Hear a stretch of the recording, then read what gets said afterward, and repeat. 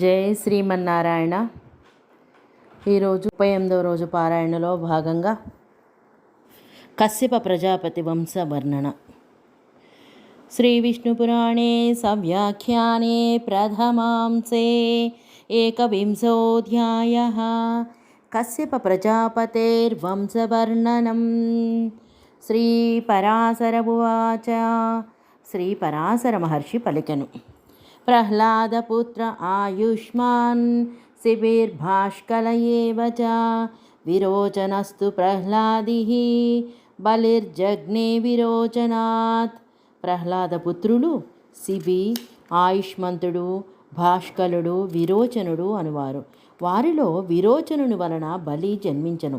బలే హి పుత్ర శతం త్వాసీత్ వాణజ్యేష్ఠం మహామునే హిరణ్యాక్షసుతా బ్రహ్మన్ సర్వ ఏవ మహాబలాః. బలిచక్రవర్తికి బాణుడు పెద్దవానిగా 100 కుమారులు కలిగిరి. ఇక హిరణ్యాక్ష పుత్రులు అందరూ మహాబలశాలులే. ఉత్కురశకునిశ్చైవ భూత సంతాపనస్తదా పద్మనాభో మహాబాహుః కాలనాభస్తదా పరః. అభవంధనుపుత్రాశ్చ ద్విమూర్ధా శంబరస్తదా అయోముఖः శంకుశిరాः కపిలశంకరస్తదా ఏకభక్త్రో మహాబాహుః తారకస్య మహాబలः. స్వర్భానుర్వృషపర్వా చ పులోమా చ మహాస్వనః ఏతే ధనుసుతాః ఖ్యాతాః విప్రచిత్తిశ్చ వీర్యవాన్. ఉత్కరుడు, శకుని, భూత సంతాపనుడు, మహానాభుడు, మహాబాహువు, ఇంకొకడు కలనాభుడు. వీరు హిరణ్యాక్షపుత్రుడు. ఇక ధనుపుత్రుడు ద్విమూర్ధుడు, శంబరుడు, అయోముఖుడు, శంకుశిరుడు, కపిలుడు, శంకరుడు, ఏకవక్త్రుడు, మహాబాహువు, తారకుడు, మహాబలుడు, స్వర్భానువు, వృషపర్వుడు, పులోముడు, మహాహాస్వనుడు, వీర్యవంతుడైన విప్రచిత్తి. వీరు ధనుపుత్రులు. విష్ణుచిత్తీయ వ్యాఖ్య. శిష్టానాం కాశ్యప స్త్రీణాం వంశానాః అభవన్నితి. మిగిలిన కాశ్యప స్త్రీల వంశములను చెప్పుచున్నారు. అభవన్ ఇత్యాదిగా. స్వర్భానోస్తు ప్రభా కన్యా శర్మిష్ఠా వార్షపర్వణి ఉపదానవీ హయశిరాః ప్రఖ్యాతావర కన్యకాః. స్వర్భానుపుత్రిక ప్రభ, వృషపర్వుని పుత్రిక శర్మిష్ఠ, ఉపదానవుని పుత్రిక హయశిర. ఈమె శ్రేష్ఠ కన్యక. విష్ణుచిత్తీయ వ్యాఖ్య. స్వర్భానోరితి శ్రీహరివంశే తనుపుత్రే సతే ఉపదానవ వైశ్వానరా ఉక్తౌ హయశిరా ఇత్యుపదానవ్యా ఉపదానవదుహితుర్నామ హస్తిశిరా ఇతి చ పాఠః. ఉపదానవీత్యత్ర వృద్ధభావశ్చాందసః. విష్ణుచిత్తే వ్యాఖ్యకు అనువాదం. స్వర్ఖాను అని శ్రీహరి వంశమున ధనువు 6 పుత్రులతో ఉపదానవ, వైశ్వానరులు చెప్పబడినారు. హయశిర, ఉపదానవ పుత్రిక హస్తిశిర అని పాఠాంతరము కలదు.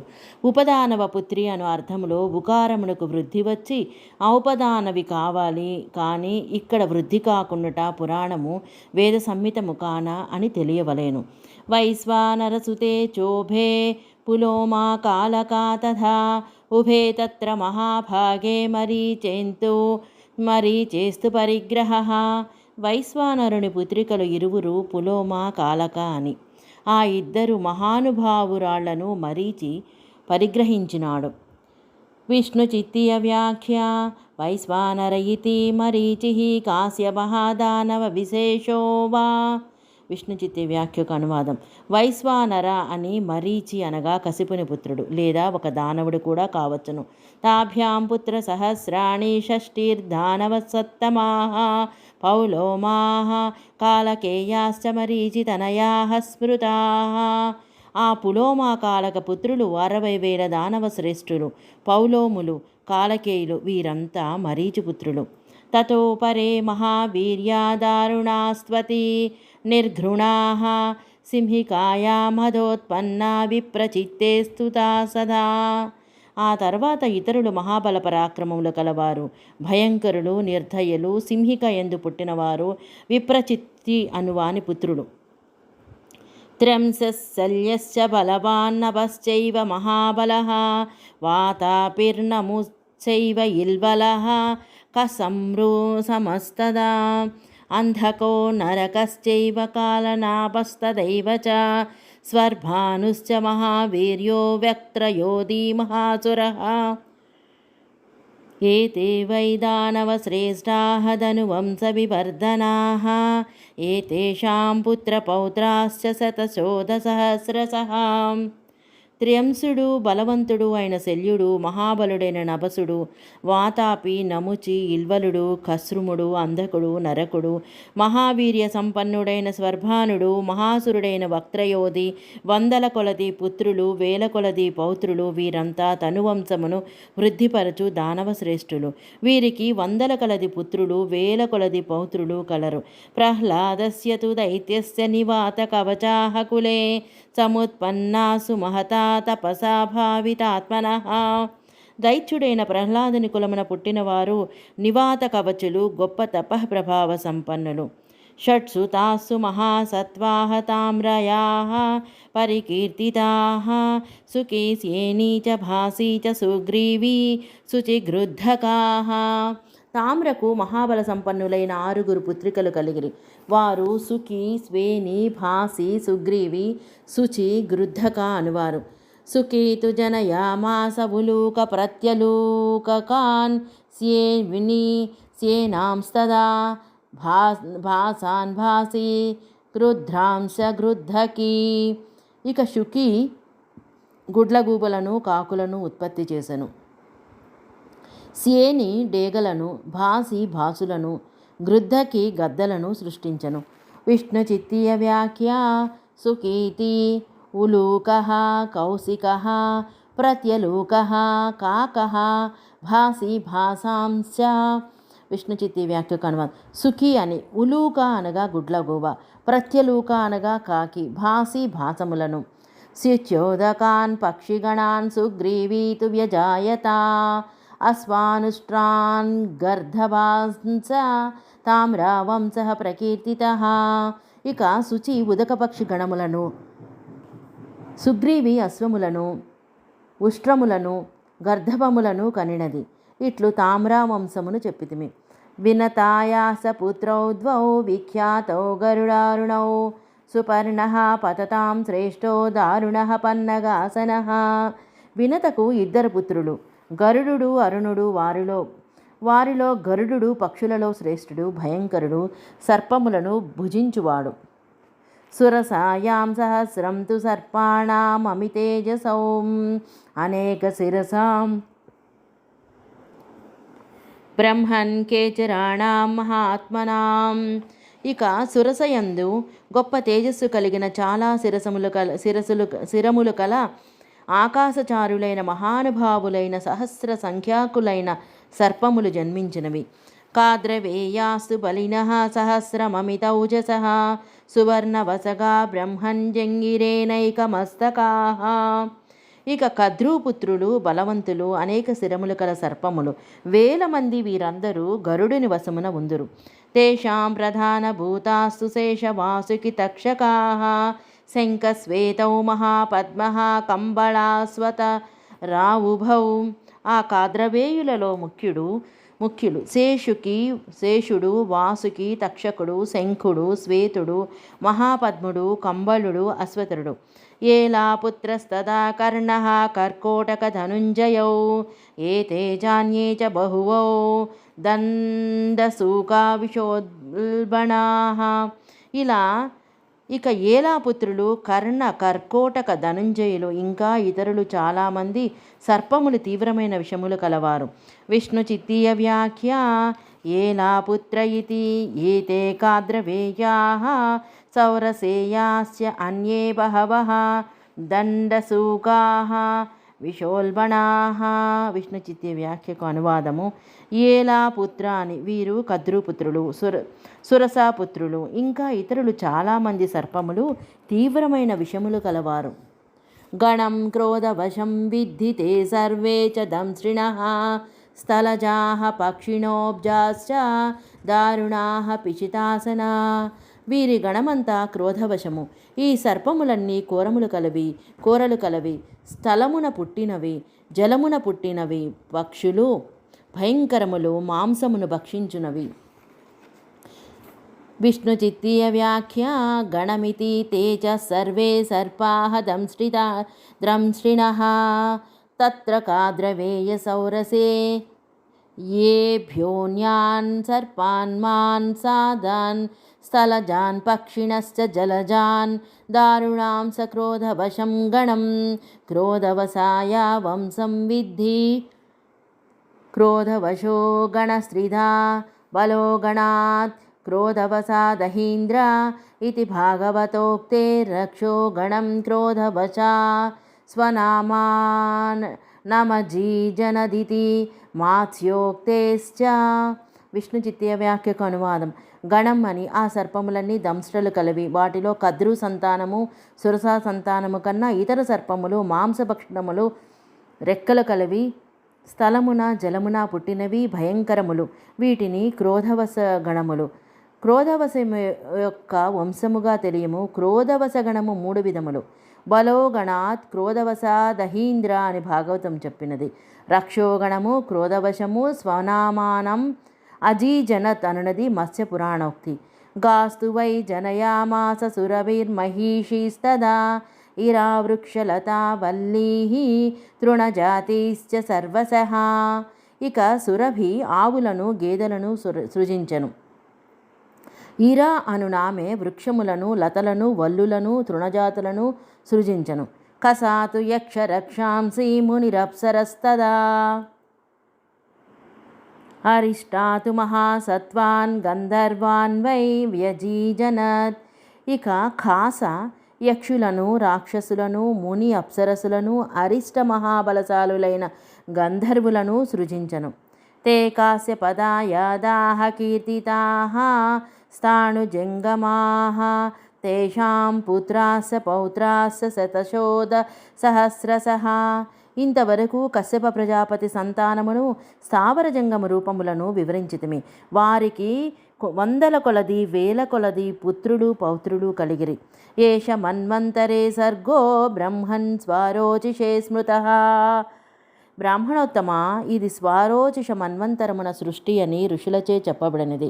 వైవస్వతే చ మహతి వారుణే వితతే క్రతో జుహ్వానస్య బ్రహ్మణో వై ప్రజాసర్గ ఇహోచ్యతే. ఇక వైవస్వత మన్వంతరమున గొప్పదైన వరుణయాగమున హవిస్సును అర్పించుచున్న బ్రహ్మ యొక్క ప్రజా సృష్టి ఇక్కడ చెప్పబడుచున్నది. విష్ణు చిత్తీయ వ్యాఖ్య అథ వైవస్వత మన్వంతరే ప్రజాసర్గ ఉచ్యత ఇత్యాహ వైవస్వత ఇతి. విష్ణు చిత్తీయ వ్యాఖ్యకు అనువాదం. ఇక ఇప్పుడు వైవస్వత మన్వంతరమున ప్రజా సృష్టి చెప్పబడుచున్నది అని వైవస్వత ఇత్యాదిగా అనుచున్నారు.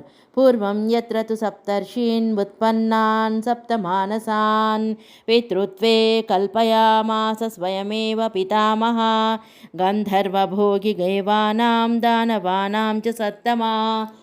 పూర్వ మన్వంతరములో గంధర్వ నాగ దేవ దానవులకు పూర్వము మానసపుత్రులుగా జన్మించిన సప్తర్షులనే ఈ మన్వంతరమునందు కూడా పితామహుడు పుత్రుడుగా సృజించినాడు.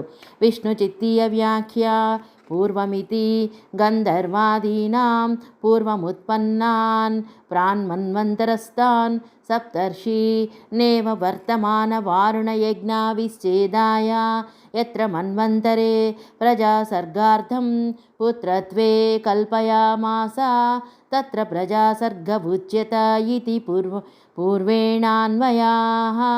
పితృత్వే కల్పయామాసేతి పాఠే గంధర్వాదీనాం పితృత్వే స్రష్టృత్వ ఇత్యర్థః. విష్ణు చిత్తీయ వ్యాఖ్యకు అనువాదం. పూర్వం అని గంధర్వాదులకు పూర్వము ఉత్పన్నులను అనగా పూర్వ మన్వంతరములో ఉన్న సప్తర్షులనే ఇప్పుడు జరుగుచున్న వారుణ యజ్ఞము విచ్ఛేదము కాకుండుటకై ఈ మన్వంతరమున ప్రజాసృష్టి కొరకు పుత్రులనుగా కల్పించెను. ఈ విషయమున ప్రజాసృష్టి చెప్పబడుచున్నది అని పూర్వవాక్యముతో అన్వయము. ఒకవేళ పుత్రత్వే కాక పితృత్వే కల్పయామాస అను పాఠమున్నచో గంధర్వాదులకు పితృత్వే అనగా సృష్టత్వమున వారిని కల్పించను అని అర్థము.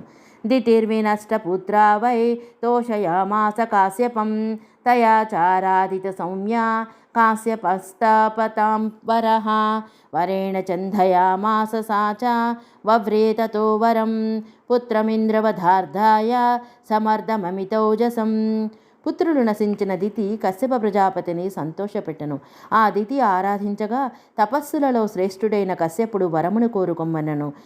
ఆమె ఇంద్రుని వధించుటకు సమర్థుడు అమిత తేజస్సు కల పుత్రుని కోరుకొనను. విష్ణు చిత్తీయ వ్యాఖ్య వరేణేతి వరం దదామీత్యా శ్వాసితవాన్.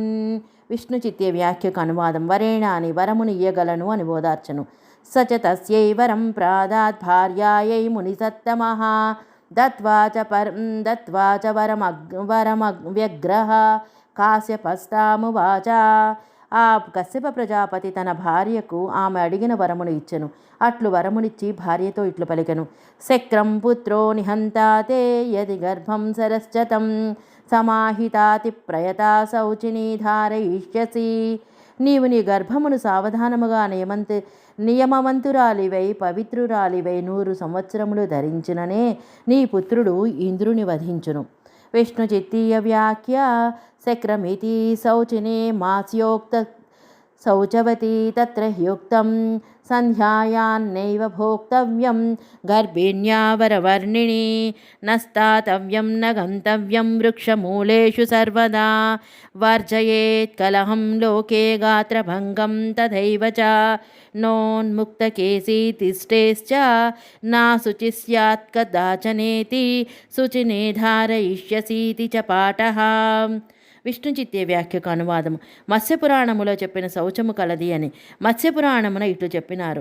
సంధ్యా సమయమున గర్భిణి భుజించిరాదు, ఎప్పుడూ వృక్షమూలములకు వెళ్ళరాదు, అక్కడ నిలువరాదు, లోకమున కలహమును విడువవలేను, ఒళ్ళు విరుచుకొనరాదు, వెంట్రుకలు విరబోసుకొని ఉండరాదు, అపవిత్రురాలుగా ఉండరాదు అని.